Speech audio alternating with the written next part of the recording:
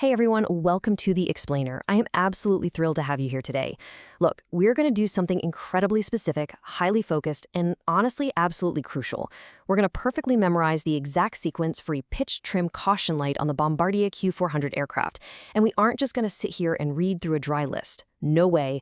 We're going to lock this procedure into your brain using a visual breakdown, basically creating an effortless mental checklist that you can recall at a moment's notice. So picture this. You're right there in the flight deck of the Q400.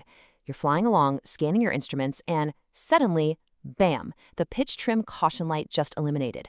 The stakes? Instantly raised. This is an emergency that demands immediate, precise action. So what's your exact next move?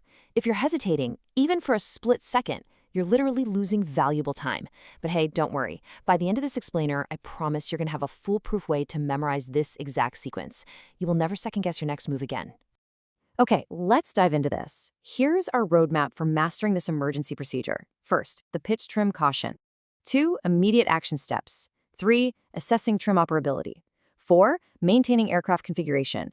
5, takeoff flap failures. And finally, 6, landing and deceleration forces. This mental checklist is going to prime your brain to slot every single technical detail right into the correct procedural bucket. All right, starting right off with Section 1, the pitch trim caution. Pitch trim. That right there is your specific visual trigger. When that caution light flashes, your training has to immediately kick in. I mean, this isn't the time to pull out the manual and try to figure out step 1, right? This visual trigger kicks off the entire procedure purely from sheer muscle memory. Moving on to Section 2, immediate action steps. Okay, so here are your first 2 critical moves. Step 1, autopilot disengage. Step 2, elevator trim activate. Now, to lock these 2 steps into your mind forever, I want to introduce you to a little trick. Let's call it the AE memory trick. Think of AE as action emergency. A stands for autopilot disengage. E stands for elevator trim activate. Say it to yourself right now. Action emergency, AE. Autopilot disengage, elevator trim activate. It's a super simple trick, but it ensures you nail that immediate response flawlessly on the Q400. Now, what's really interesting about this next bit is this highly specific instrument node. While that caution light is illuminated, the elevator trim pointer may actually indicate a full NU, or nose-up trim position. You really need to be mentally prepared to see that full NU indication. It's an absolutely vital piece of the situational awareness puzzle right after you've executed your AME, immediate actions. Next up, Section 3, assessing trim operability. So the key question here is the elevator trim operative? You're going to perform a rapid-fire mental check. Is it operative? No. Then yes. No.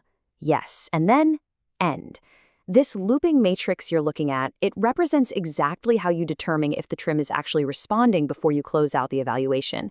Basically, it's just a structured, systematic check of your trim status. All right, Section 4, maintaining aircraft configuration. This right here is your crucial overriding directive. Maintain aircraft configuration and airspeed as long as practical. Look, once you've managed that initial shock of the failure, do not rush to change things up. Keep it steady. Holding your current configuration and airspeed steady for as long as practically possible gives you the time and the stability you need to plan your next moves. The last thing you want is to introduce new variables into a degraded flight control system. Let's move to and see how this builds in Section 5, takeoff flap failures.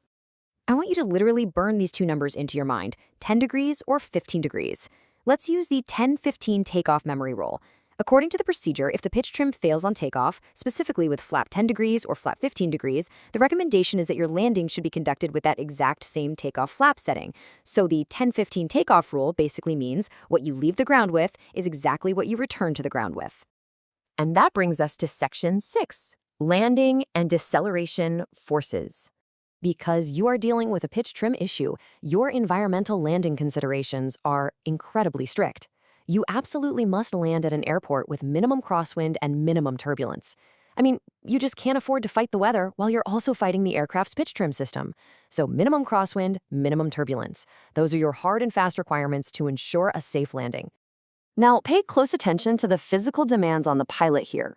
During the airspeed deceleration to VFE, the elevator force is going to increase. But the real extreme, that comes when decelerating from VMO with flap 0. Under those highly specific conditions, the aerodynamic forces translate directly into the yoke. At exactly how high do those forces get? 40 pounds. Let's use a little sensory memorization right now. I want you to imagine the intense physical struggle of holding a 40-pound dumbbell with your arms. That is how high the elevator force might be when decelerating from VMO with flap 0. And you're going to have to hold that 40 pounds of force until the flap is actually extended. It is a strenuous, highly demanding physical reality of this specific procedure.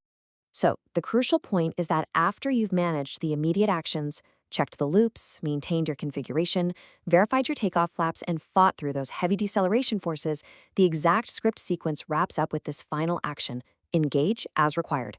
That right there closes out the procedural loop for the pitch trim caution. All right, we've covered the visual trigger, the AE memory trick for your immediate actions, the 10-15 takeoff rule, and the intense 40-pound reality of deceleration. So I'm going to leave you with this final vital question. If that pitch trim caution light flashed right now, today, could you execute these exact steps flawlessly from memory? If there's even a little bit of hesitation, I highly encourage you to replay this explainer. Keep reviewing the sequence until it becomes effortless, second nature reflex. Thanks for joining me on the explainer today. Stay focused and keep learning.